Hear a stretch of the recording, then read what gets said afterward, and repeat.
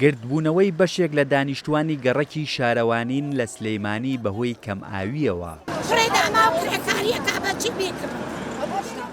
عەبدوڵڵا یادگار کە 11 ساڵە لە گەڕەکی شارەوانی نیشتەجێیە دەڵێت هەموو ساڵێک لە وەرزی گەرمادا ڕوبەڕووی کەمئاوی دەبنەوە، بۆیە ناچارن باتانکار ئاو بکڕن یان بەم جۆرە ئاو بێنێت بۆ ماڵەکەی.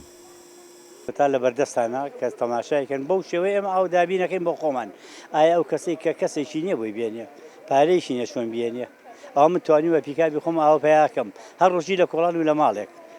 ئایا ژیان بۆ من ئەو گوزارەکات نەتوانین بەردێ داگیزین نەتوانین ناوماڵە پاکت تەقریبان خۆمان نزیکی 11 ساڵە لەم کۆڵانەیەم هەر کێشەی ئاومان هەبووە، بەڵام بە تاکید 4 ساڵە لەوەتی ئەم وەسە و باخوشتە دروستە ئاو لەم ناوەیان نییە. ئێمە 5 ساڵە لە مانگی پێنجۆ لێمانەگرنەوە قەترەمان ناوێنێ حتا ئەکەوینە مانگیدا من ئاخروەخریدا ئاوم بۆ چییە هەرەی کڕین هەتا ئەو بیرانە بوو ماڵیاناوا بەیانێنێ بیریش نەما وشکی کرد بەخوا خۆشیانەی کڕن. دووسێ کۆڵانی پێش خۆمان بە معدیانی هەفتەی 2 جار ئاویانەیە لە هەفتەیەکە 2 جار ئێمە شەر داواکاریمانەوەیە وەکو ئەو کۆڵانانەی کە هەفتەی 2 جار ئاومان بوو کاکە 1 جار ئاو بێ نەک 2 جار.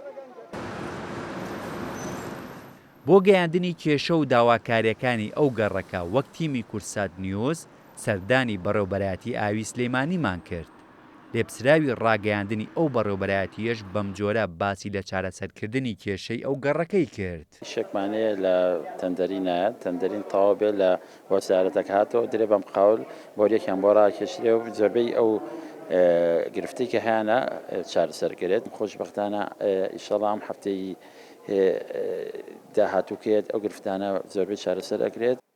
ساڵانە لەگەڵ هاتنی وەرزی گەرما لە بەشێک لە ناوچەکانی هەرێمی کوردستان هاوڵاتیان ڕوبەڕووی کێشەی کەم ئاوی دەبنەوە، بۆیە خوازیاری ئەوەن کە حکوومەتی هەرێمی کوردستان ئەو کێشەیە چارەسەر بکات. لە ئێستاشدا دانیشتوانی گەڕەکی شارەوانیش داوا دەکەن تا ئەو کاتەی چارەسەری کێشەکەیان دەکرێت لایەنە پەیوەندیدارەکان بە تانکەر ئاویان بۆ دابین بکەن. هێمن کەمال، کورسات نیوز، سلەیمانی.